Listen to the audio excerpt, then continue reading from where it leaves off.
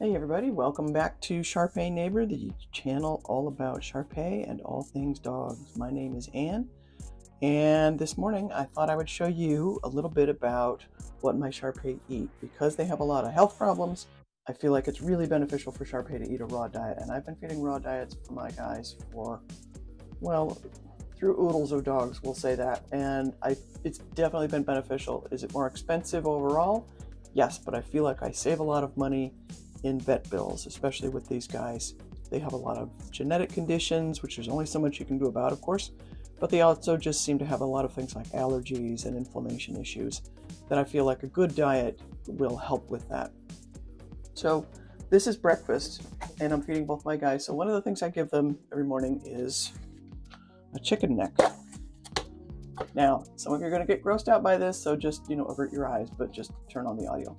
So these are chicken necks that I buy in bulk. I'm fortunate enough to live close enough to a place where I can go buy a lot of this stuff in bulk. At times when I didn't live close enough to a place to buy in bulk, there are places that will ship you raw food with a lot of cooling packs in it, and that works just as well. So don't be intimidated by that.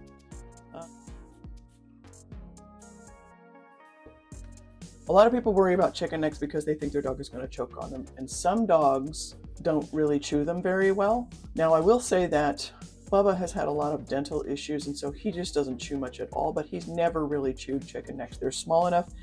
I talk about like he eats them like an oyster. He just lines it up and shoots it down and gulps it, and he's been fine. Your mileage may vary. I do know some people that use like vice grip pliers and they hold on to the end of it so that the dog is forced to chew on part of it. And you may do that too if it's something that you're concerned about. The next thing you're going to see that I add a bunch of different little things. My raw feeding is fairly complicated.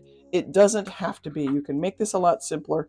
I just choose to do it this way. It is important to make sure that you have the proper ratio in the food that you give them of bone to meat to organ. So do your research, find out what you need to know, and do it properly. Now, all of this does have that balance, but a lot of the stuff I'm going to add is because of things that I've found that have worked for my dogs, or that I find helpful to one dog in particular. So especially Bubba, he's 13 and a half now.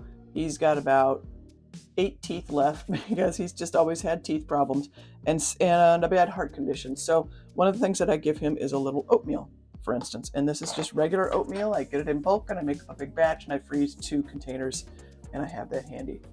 For whatever reason, some of my Shar Pei have been grazers. They go out in the yard and they get grass, and they don't really usually puke it back up, but I've seen that they have this affinity for it, and some of my Shar Pei have not. This is something that I learned to do when I lived in a part of the country where winters were very hard and there was no access to greenery for them.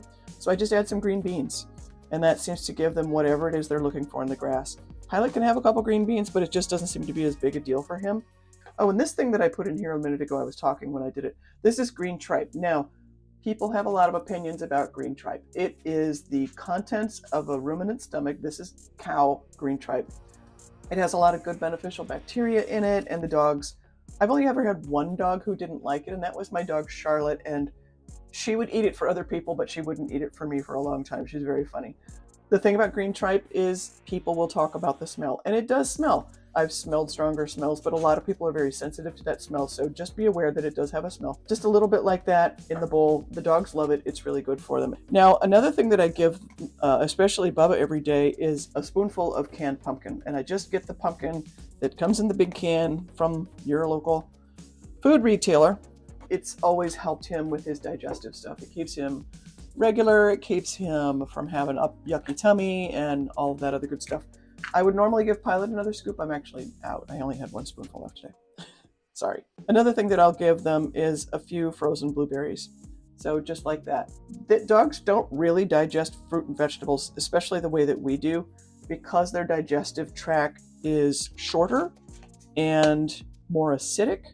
They don't have the physiological capacity to break down fruits and vegetables like humans do.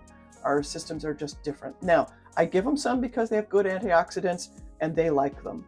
But I will tell you that when I'm cleaning up the yard, I often find a poop with a whole blueberry in it. So don't sweat that kind of a detail. That's just me. I like having it in there if that's something that's going to work for them. So then the majority of what I feed is this pre-ground mixture. This that I have today I'll show you. This happens to be a lamb and pork blend. And you want to make sure that you're getting, like I said, the ratio of meat, organ meat, and bone that's ground in there, because that's vital for them to be healthy. And I'll just put a couple blobs in there for Bubba. Now Pilot is a skinny butt, so I'm going to give him a bunch more food because it's just hard to get weight on him. So he is very happy to eat as much food as I give him. And again, because of Bubba's age and some of his health issues, I have several supplements that I give him, and I'll make a separate video sometime if you're interested to just show you the supplements that he gets. This one is CoQ10 because he has a heart condition, and this one is fish oil because, oh my gosh, Sharpei do so much better if you give him some fish oil. Make sure it does not have omega-6 because that's a little hard on the kidneys, and Sharpei have some problems with their kidneys typically. So I'm just going to stick these in his meatball. Before he had, well, when he had more teeth, I could just throw his pills in here.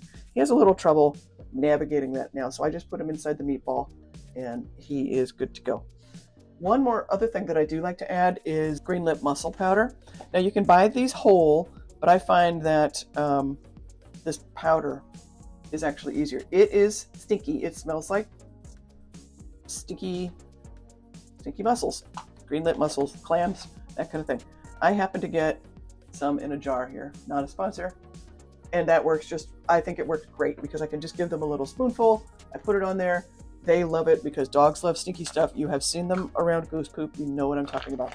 The other thing that I give them is a little joint supplement, not a sponsor. You have to build this up over time, over several weeks to give it to them, but then they just get this little chewable every day.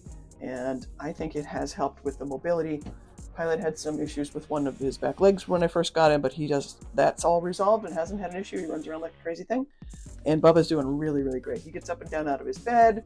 He's awesome. This morning I have their flea and tick and heartworm supplements to give them too, which, why do they make these so hard to peel open?